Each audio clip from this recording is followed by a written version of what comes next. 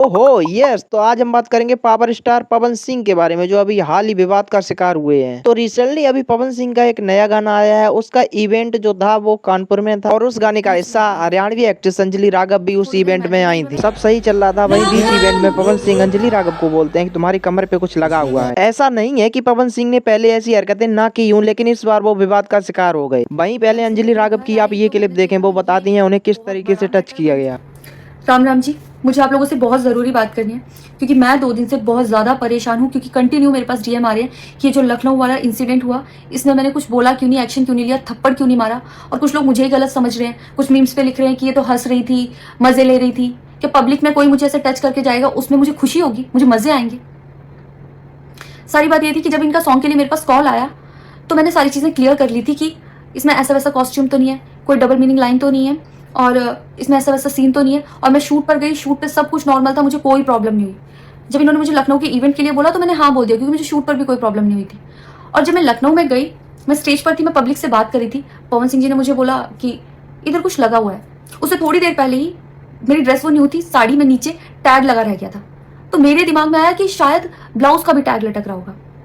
मैं हंसकर उस चीज को दबा रही थी कि अगर मेरा टैग लगा भी है तो वो चीज जिस टाइम मैं पब्लिक से माइक में बात कर रही हूँ उस टाइम ना बोल के साइड में भी बोली जा सकती है, इसलिए मैं उस चीज को उस टाइम पे दबा रही थी। मैंने हंस के टाला, अवॉइड किया और फिर दोबारा बात करने लगी। वो बोले नहीं कुछ लगा है, नहीं कुछ लगा है। तो मैंने कहा नहीं लगा, वो बोले लगा हुआ है। तो मुझे लगा कि शायद लगा, ये तो मेरे को लग रहा था कि कुछ लगा है इसलिए ये बोल रहे हैं। और पर फिर भी मैंने हंस के वहां पे टाला, पब्लिक से अपनी बात कंप्लीट की। कंप्लीट करने के बाद जब मैं अपने टीम मेंबर से मैंने पूछा साइड में जाके कि कुछ लगा है, क्या लगा है, उन्होंने बोला कुछ भी नहीं लगा था। जब मैंने देखा मेरे सच में कुछ नहीं लगा था, तब मुझे बहुत ज्यादा बुरा लगा, गुस्सा आया और रोना भी आया। लेकिन मुझे ये नहीं समझ आया कि मैं अब क्या करूं यहाँ पर। और जब ये सब चीजें चरम पे पहुंच गई तो पवन सिंह की तरफ से एक माफीनामा आया। 3 दिन पहले हमारे एक गाने का लॉन्चिंग पार्टी था लखनऊ में, इवेंट रहे। हम अपने जीवन में भैया हम जितने में बानी हमारा लगे 1 रुपया बा, लेकिन मैं चाहता हूं कि सबका भला हो।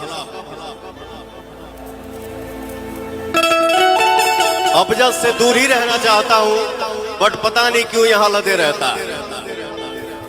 हम अपने जानने भर में चाहते हैं कि अच्छा ही हो, वो चाहे कोई भी कलाकार हो। और इन सब चीजों के चलते कुछ क्रिएटर पवन सिंह के साथ हैं, वहीं कुछ क्रिएटर पवन सिंह को उल्टा सीधा बोल रहे हैं। सबसे पहले आप ये देखो, एक छोटा बच्चा और नवरत्न लाल यादव पवन सिंह के लिए क्या बोल रहा है। पवन जी से यही बोलूंगा, बड़े भाई हैं, बड़े भाई हैं। छिंदराई करना छोड़ दें। क्या क्या बोल रहे हैं? है आपका उम्र हो गया है, ये सब आप मत कीजिए, आप पे उम्र हो गया है और आप वो आपकी बेटी समान है।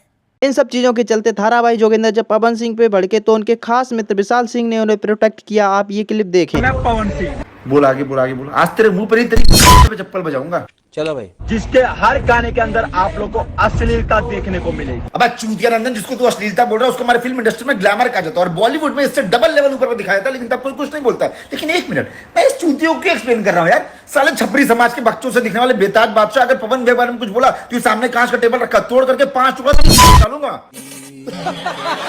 ये स्टेज पर लड़कियों को शो करने के बहाने बुलाता है। अच्छा, स्टेज पे शो करने के बहाने लड़कियों को बुलाते हैं। वो सारे फटे हुए साउंड स्पीकर की तरह आवाज निकालने वाले जलील भोसड़ी आदमी, इनको जाके पता कर उनके बारे में कि वो कौन है। उनके पास खड़े रहने के लिए, उनके स्टेज शो में आने के लिए, उनके साथ काम करने के लड़कियां परेशान रहती हैं। जिनका करियर नहीं बना रहता ना, वो सामने से खड़ी रहती है तो बन जाता है। जैसे इनको ले लो, दीदी को अभी तक इनको कोई नहीं जानता था, पर अब पूरा भारत जान रहा है। ये बड़ी अच्छी बात कही है। ऐसा नहीं है कि किसी भी इंडस्ट्री में ये सब ना होता, लेकिन कुछ चीजें सामने आती हैं और कुछ को वहीं दबा दिया जाता है। लेकिन ये जो न्यूज सामने है ये वाकई शर्मनाक है। बाकी आप लोग कमेंट में बताएं और हाँ, चैनल को सब्सक्राइब कर दो। मिलते हैं अगली वीडियो में।